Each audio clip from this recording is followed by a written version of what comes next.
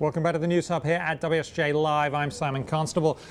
UN Ambassador Susan Rice has withdrawn her consideration to become the next Secretary of State. That, according to the White House, there's a statement out of the White House. There's some archive footage of Susan Rice, Ambassador Rice.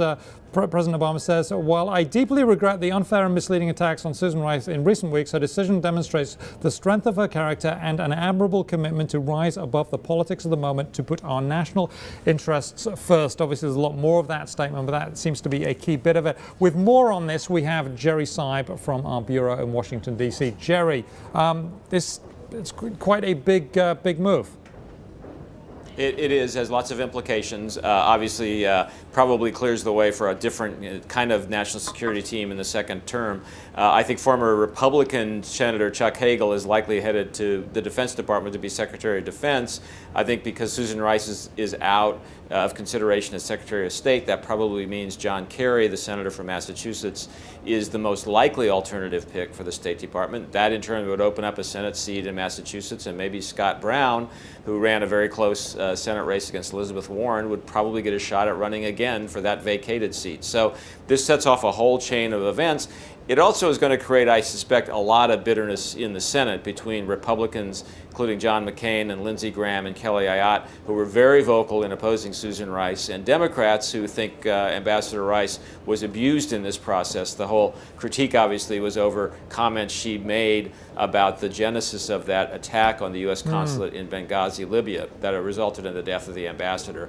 So I think this does not create a particularly good environment in the Senate itself for a second Obama term, much less between the White House and Senate Republicans. Now, I mean, clearly Susan Rice wasn't very popular with the Republicans, but John Kerry not much more popular either, is he?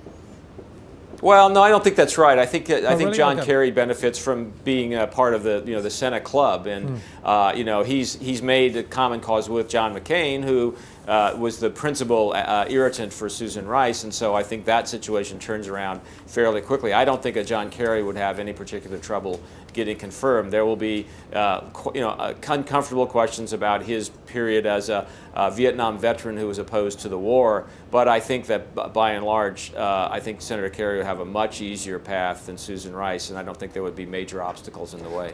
So Susan Rice presumably stays as UN ambassador. Is she likely to come up again in other potential appointments to the administration when things calm down? It will. The Benghazi episode will certainly come up in one appointment. The president is eventually probably going to pick a new head of the CIA. There's a temporary head in place now.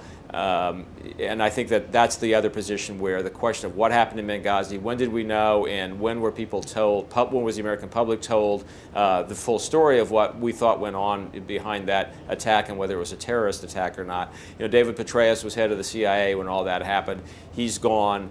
His deputy is now running the agency, but I think the White House has indicated that's probably not a long-term situation. So that's the other appointment where that will come up, but that might not be for a while. That might not be for a while. And Susan Rice, obviously, she'll stick on with the UN. That's not in doubt at all. Okay. No, it doesn't seem to be. Okay. So is this normal for this sort of thing to happen around the holidays as we approach the year end? Will we be seeing more shuffling around in Washington?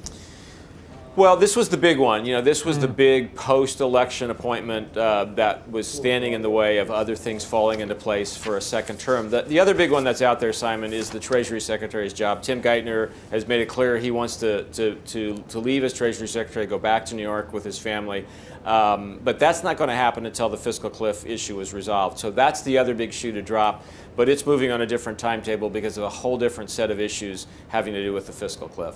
Okay, we shall see. Thanks for coming, rushing to the camera. We really appreciate it. Jerry Seib of the Wall Street Journal.